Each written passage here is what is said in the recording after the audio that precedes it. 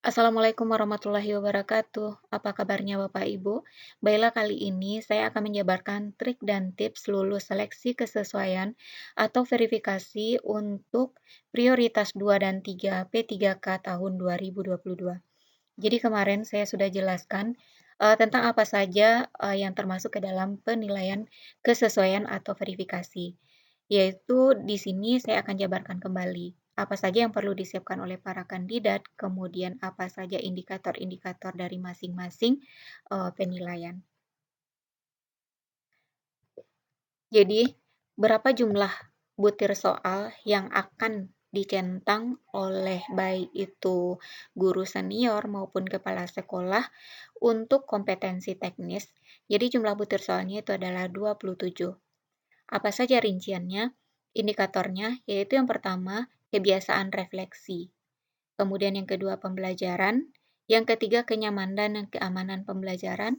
Yang keempat, efektivitas pembelajaran dan asesmen. Kelima, struktur pengetahuan. Enam, pengembangan diri. Tujuh, aktif berkomunikasi. Kedelapan, bekerja sama. Dan yang kesembilan, perekat kebangsaan. Nah, masing-masing butir soal dari setiap indikator itu ada 3. Jadi jumlahnya nanti yang harus dijawab oleh eh, tim penilai atau tim observasi yaitu sebanyak 27 butir soal. Dan itu sesuai dengan hasil pengamatan mereka terhadap apa yang Bapak Ibu lakukan di sekolah. Kemudian bisa dijabarkan kisi-kisi indikator tersebut menjadi kisi-kisi seperti ini. Yang pertama, menerapkan refleksi terhadap praktik pembelajaran dan pendidikan. Yang kedua, menerapkan refleksi terhadap cara berinteraksi aktif dengan peserta didik menggunakan strategi manajemen kelas. Yang keempat, melakukan perencanaan, pelaksanaan, asesmen, dan laporan pembelajaran. Kelima, menyusun analisis struktur dan alur pengetahuan serta tahap penguasaan kompetensi peserta didik. Keenam, menunjukkan usaha mandiri untuk mempelajari keterampilan atau kemampuan baru dari berbagai media pembelajaran. Ketujuh, mendengarkan pihak lain secara aktif, menangkap dan menginterpretasikan pesan-pesan dari orang lain, serta pemberian respon yang sesuai. Kedelapan, membantu orang lain dalam menyelesaikan tugas-tugas mereka untuk mendukung sasaran tim. Kesembilan, membangun hubungan baik antar individu dalam organisasi, mitra kerja, dan pemangku kepentingan. Jadi kalau dilihat ini tidak jauh dari tupoksi guru, di mana mulai dari pembelajaran di kelas, yaitu guru melakukan refleksi, bagaimana melakukan refleksi yang baik, kemudian strategi yang pengelolaan atau manajemen kelas, kemudian RPP-nya disusun dengan baik, bagaimana dia melaksanakan, asesmennya bagaimana, kemudian laporannya bagaimana. Kemudian Bapak Ibu guru juga dituntut untuk belajar mandiri menggunakan berbagai media pembelajaran. Contohnya yang sekarang tentu yang berlandaskan kepada IT. Contohnya pemanfaatan Infocus atau penggunaan YouTube dan penggunaan Android. Ini salah satunya yang saya bahas yaitu tentang refleksi pembelajaran. Apa itu refleksi pembelajaran? Refleksi pembelajaran itu adalah umpan balik yang diberikan peserta didik terhadap guru terkait kegiatan pembelajaran yang sudah dilakukan guru. Jadi refleksi yang baik itu dilakukan bersama-sama oleh guru dan peserta didik. Contohnya, mengulas kembali materi yang sudah dipelajari sebelumnya di mana guru memberikan pertanyaan pemantik dan nanti guru bersama dengan peserta didik menyimpulkan pembelajaran di hari itu. Selanjutnya, apa yang perlu disiapkan oleh para kandidat? Yang pertama, sebagai seorang guru kita harus punya RPP, karena RPP ini adalah merupakan rencana yang akan kita bawa ke dalam kelas dalam melaksanakan pembelajaran. Jadi RPP yang disusun itu benar-benar kita sendiri yang menyusun, bukan RPP copy paste dari internet dan sebagainya. Kemudian yang kedua, menunjukkan kecakapan dalam penggunaan berbagai media pembelajaran. Jadi pakai juga media-media, jadi tidak harus selamanya harus mencatat kemudian dengan ceramah, tapi manfaatkan media yang ada, seperti Infocus atau Android.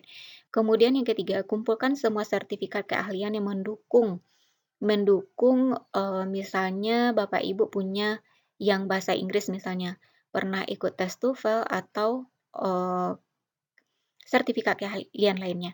Kemudian semua bukti karya yang Bapak Ibu lakukan di kelas itu dikumpulkan dalam bentuk portofolio. Jadi apa saja praktik baik yang pernah dilakukan dalam kelas, baik berupa dokumen foto itu di-print menjadi portofolio.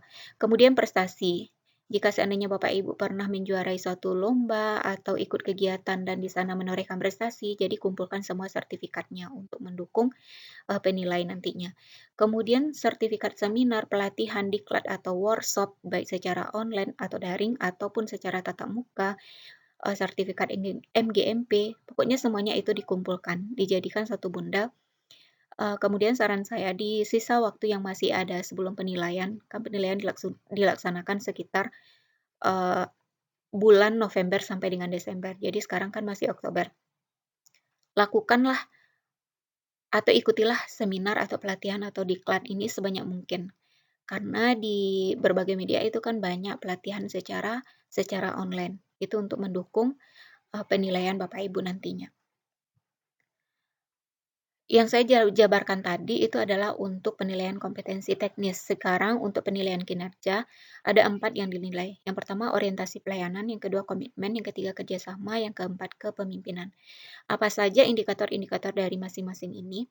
Yang pertama untuk orientasi pelayanan. Indikatornya, guru itu bertingkah laku sopan dan ramah terhadap semua peserta didik, orang tua, dan teman sejawat. Kemudian yang kedua, guru ramah dalam berkomunikasi terhadap semua peserta didik, orang tua, dan teman sejawat. Guru berpenampilan rapi dan sopan. Guru melaksanakan pembelajaran sesuai dengan kebutuhan peserta didik. Guru memberi kesempatan kepada peserta didik untuk berpartisipasi dalam proses pembelajaran. Guru memperlakukan semua peserta didik secara adil, memberikan perhatian dan bantuan sesuai kebutuhan masing-masing, tanpa mempedulikan faktor personal.